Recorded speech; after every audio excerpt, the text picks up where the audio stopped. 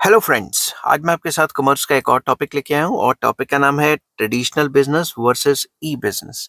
दोनों में क्या फ़र्क होता है आपको बताऊंगा मैं इस वीडियो में। इस वीडियो के शुरू करने से पहले बता दूं कि इस चैप्टर के सारे लिंक्स आपको इस वीडियो के डिस्क्रिप्शन में मिल जाएंगे। चलिए शुरू करते हैं। ट्रेडिशनल बिजनेस में क्या होता है? It is difficult to form. Basically जो ट्रेडिशनल बिजनेस है उसमें फॉर्मेशन काफ़ी डिफिकल्ट रहती है क्योंकि लार्ज रिसोर्सेज चाहिए होते हैं। बट ई बिजनेस में क्या है, फॉर्मेशन इज इजी, इंटरनेट के थ्रू ही तो बेचना है तो हमें शोरूम खोलने की जरूरत नहीं है। ठीक है। नेक्स्ट, ट्रेडिशनल बिजनेस में पॉइंट आ जाता है setting up cost are high as fixed assets are required. तो ट्रेडिशनल बिजनेस खोलने के लिए फिक्स एसेट्स रिक्वायरमेंट बहुत ज्यादा होती है, तो इसकी सेटअप कॉस्ट या सेटिंग अप कॉस्ट काफी ज्यादा रहती है। दूसरी तरफ ई बिजनेस में क्या है, setting up cost are low as not much of the fixed assets are required. तो ई बिजनेस में जो सेटअप कॉस्ट है वो काफी कम रहती है क्योंकि हमें जो फिक्स एसेट्स है उसकी ज्यादा रिक्वायरमेंट नहीं होती। तो ट्रेडिशनल बिजनेस में ऑपरेटिंग कॉस्ट जो है वो काफी हाई रहती है और ई बिजनेस में लो ऑपरेटिंग कॉस्ट रहती है। समझ की बात। फिर आ जाता है एक और point, location of business should be near to the source of raw material and markets.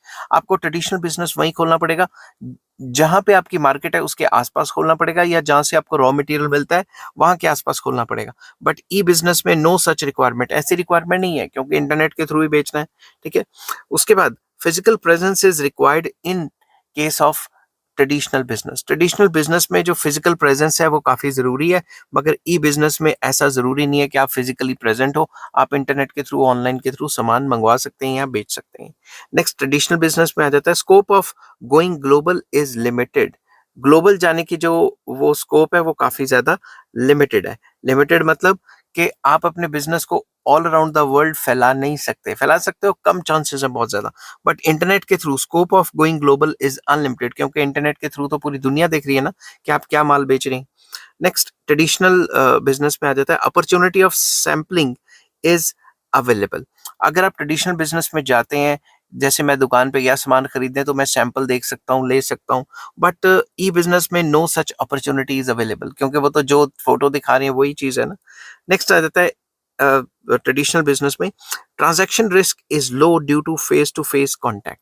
आपको इसमें ट्रांजैक्शंस का रिस्क नहीं होता। आपने सामान खरीदना है, पैसे देने हैं, सामान लेना है, उसी टाइम घर लेके आ जाना है। बट ऑनलाइन जो ई बिजनेस है उसमें क्या होता है, ट्रांजैक्शन रिस्क इज हाई। क्या पता आपने सामान पैसे कटवा दिए ऑनलाइन और आपका सामान ही नहीं आया। और भी कई टाइप के रिस्क होते हैं जिनकी वीडियो मैं बनाऊंगा और उन सब के जो लिंक्स हैं वो आपको इस वीडियो के डिस्क्रिप्शन में मिल जाएंगे कि किस किस टाइप के रिस्क हैं ई बिजनेस के अंदर। नेक्स्ट आ जाता है semi skilled staff is required. जो ट्रेडिशनल बिजनेस है उसमें सेमी स्किल्ड स्टाफ से भी काम चल जाएगा। बंदा 10वीं पास है, 8वीं पास है, उससे काम चल जाएगा। बट जो ई बिजनेस है उसमें highly skilled staff is required क्योंकि उनको कंप्यूटर आना चाहिए, उनको डिजाइनिंग आनी चाहिए, तभी आप रखोगे ना उनके थ्रू बिकवाने के लिए। ठीक है। तो ये सारे के सारे जो डिफरेंसेस हैं मेनली मैंने कवर कर लिए कि traditional business and E business में क्या फर्क है आपस में। आई होप ये वीडियो आपको पसंद आई होगी। अगर पसंद आती है तो please like, share and subscribe. इस वीडियो के डिस्क्रिप्शन में इस चैप्टर के सारे लिंक्स आपको मिल जाएंगे। Take care, bye bye.